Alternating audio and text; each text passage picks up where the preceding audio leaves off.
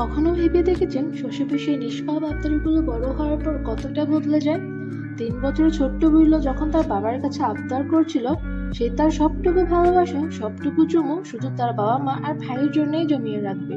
সে কি জানতো 18 বছর বয়সে পৌঁছে তার এই প্রতীক্ষা টলে যাবে এমন কারোর জন্য যাকে সে এখনো চোখে দেখেনি?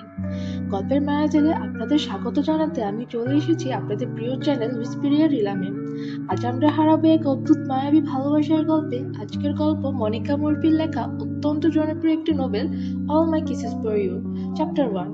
পার্ট 1-এ গল্পের শুরুটা হয় একটা মধুর স্মৃতি দিয়ে। ছোট্ট বিলো, যার এক মাথা অগোছালো চুল আর বাবার মতো নীল চোখ, সে তার বাবার কাছে জেদ ধরেছে ঘুমানোর আগে তাকে গল্প শোনাতেই হবে। বাবা ক্রু ল্যাঙ্কাস্টার তার রাজকন্যার আবদার ফেলতে পারেন না। আচ্ছা বন্ধুরা, আমরা এখানে বোঝার সুবিধার্থে উইলো বাবাকে মারুফ বলে ডাকবো আর উইলোকে রুবি ডাকবো। এবার মূল গল্পে ফিরে যাই। রুবির প্রিয় গল্প কোনটা জানেন?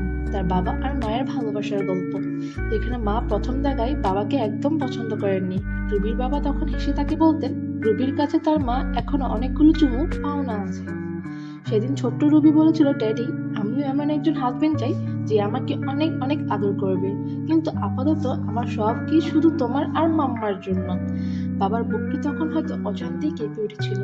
নিজের কলিজার টুকরোকে অন্য কারো হাতে তুলে দেওয়ার কথা ভাবলে কোন বাবার না বুক কাঁপে। কিন্তু সময় তো আর কারোর জন্য থেমে থাকে না। ক্যালেন্ডারের পাতা উল্টে রুবি এখন 18 বছরের এক তরুণী। চ্যাপ্টার শুরুতে দেখি রুবি ওর কাজিন আরিসের রুমে বসে সাজগোজ করছে। আরিসের রুমে সেই বিশাল রাজকীয় সাজ করা টেবিলটার সামনে বসে রুবি যখন নিজের মুখটা হাইলাইটার দিয়ে রাঙাচ্ছিল, তখন ওর মনে হচ্ছিল সময়টা যেন খুব দ্রুত বদলে যাচ্ছে। আচ্ছা, আপনাদের সাথে কেমন হয়েছে? খুব প্রিয় কোনো জায়গায় অনেকদিন পর ফিরে গিয়ে দেখলেন সবকিছু কেমন জানি অচেনা লাগছে। রুবির অবস্থাও ঠিক তেমনই। ও প্রায় 1 বছর ইতালিতে ছিল। ফিরে এসে দেখছে ওর স্কুল ল্যাঙ্কাস্টার প্রেপ অনেক নিয়ম বদলে গেছে।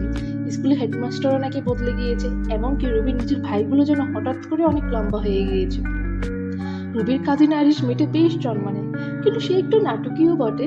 আরিস বারবার রুবিকে খোঁচা দিচ্ছে, কারণ রুবি ওকে একা ফেলে 1 বছরের জন্য বাইরে চলে গিয়েছিল। আরিস এটাকে বলছে পরিত্যাগ করা। আর মজার ব্যাপার হচ্ছে, আরিস যতবার রুবিকে কথা শোনাচ্ছে, রুবি ততবার আয়নায় তাকিয়ে নিজের রাগ নিয়ন্ত্রণ করার চেষ্টা করছে। আরিস কিন্তু একটু মোক্ষম কথা বলেছে, রুবি তুমি আসলে পরিবর্তন নিতে পারো না। এই আরিস মেয়েটা কিন্তু বেশ। এদিকে সেই রুবিকে ভীষণ ভালোবাসে, আবার সুযোগ পেলে একটু মানসিক টর্চার করতেও ছাড়ে না। আচ্ছা, আপনাদের কি এমন কোনো বন্ধু বা কাজিন আছে যে সারাক্ষণ আপনাকে খোঁজায়, কিন্তু দিন শেষে সে আপনার সবচেয়ে কাছের মানুষ? কমেন্টে জানাবেন। কিন্তু খুব দ্রুতই ফিরছি পরের পর্ব নিয়ে। ভালো লাগলে লাইক দিন আর সাবস্ক্রাইব করে আমার পাশে থাকুন। আজ এই পর্যন্ত, দেখা হচ্ছে পরের ভিডিওতে।